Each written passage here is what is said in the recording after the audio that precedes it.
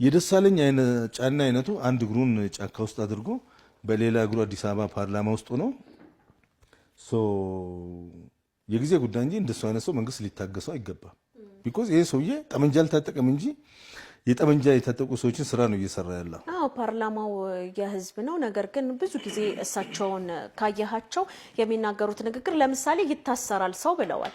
ጠቅላይ ሚኒስትሩ ምናልባት ምላሽ ሰጥተዋቸዋል። ምክንያቱም እርሳቸው ነበር የሚታሰሩት።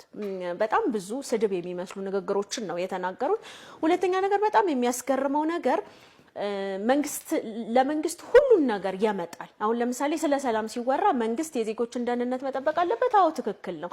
ምክንያቱም እኛ ወተን እንድንገባ መንግስት ነው ደህንነት ሊጠብቅ የሚችለው። ነገር ግን ፓርላማ ውስጥ ደግሞ እንደ ዶክተር ደሳለኝ አይነቱን ሰው ያስቀመጥ ነው የኛን ችግር እንዲያይልን ነው። ያ ማለት ምን ማለት ነው? በጫካም ሆነው ነፍጥ አንስተው የሚዋጉትንም በመሃል ሆነው እነሱን መደገፍ ነው የሚመስለው። ምንም አይነት ችግር የለባቸውም። ጫካ የገቡት የሆነ ጥያቄ ያላቸው፣ ስለዚህ መግደል ይችላሉ፣ መድፈር ይችላሉ፣ ትምህርት ቤቶችን ማቃጠል ይችላሉ። ደሳለኝ ጫኔ ህገወጥ ነው። ምክንያቱም ይህ ግልጽ እኮ ነው። አንድ ሰው ፓርላማ ተመርጦ የፓርላማ አባል ሆነ ማለት አንደኛ ህገ መንግስቱን ማክበር አለበት። ማክበር ብቻ አይደለም ማስከበር አለበት። ይሄ ሰውየውን ህገ መንግስቱን ለናዱ ሰዎች ሲምፓቲ ያለው ማለት ነው።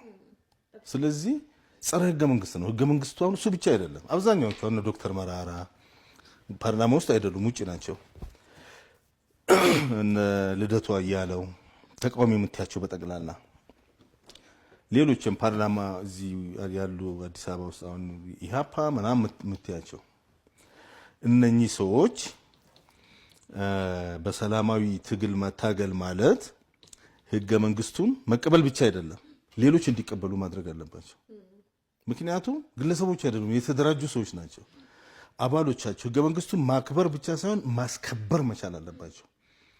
እነሱ ህገ መንግስቱን እናከብራለን በሚል ጥላ ስር ህገ መንግስቱን የሚንዱ ሰዎችን ይደግፋሉ። የኢትዮጵያን አንድነት እናከብራለን በሚል ጥላ ስር የኢትዮጵያን አንድነት የሚንዱ ሰዎችን ይደግፋሉ ማለት ነውና እንደውም በጣም አደገኛዎቹ በኢትዮጵያ ፖለቲካ የደሳለኝ ጫኔ አይነት ሰዎቹ ናቸው። ምክንያቱም ህገ መንግስት የሰጠውን መብት ተጠቅመው ጸረ ህገ መንግስት ስራ እየሰራ ነው ያለው ሰውዬ። እነኚህ እንግዲህ ከመንግስት ሰዎችም ከሌላው ህዝብም የተደበቀ አይደለም። ያለ መታደሉ ነው። መሳደብ ምናምን ቫይራል ያደርጋል ሰው። ስትሳደብ እኛም እንሳደባለን አንዳንዴ። እኛ ነፃ ሆነን ነው እንትን የምንለው። ኦፌንሲቭ ስፒች መብት ሊኖር ይገባል። ዝም ብሎ እና እንደዚህ አይነት ሀሳብ ስትናገሪ አሁን እሱ ምንድነው በቃ የኛ ጀግና አንዱ ብቸኛው ፓርላማ ውስጥ እንደዚህ ያንን ነው የሚፈልገው። በሪል ዓለም እዛ ሄደ ከሚታገሉ ሰዎችም ጋር ታገል ቢሉት እዚህ ገባ የሚባል ውጤት ማምጣት የሚችል ሰው አይደለም። እዚህም ስራ ቢባል እዚህ ገባ የሚባል ውጤት ይሄ ያየነው ነገር ነውና በሁለት እግሩ እዛም መቆሙ አይ ቲንክ እሱኑ ነው የሚያጋልጡ የሚመስለኝ።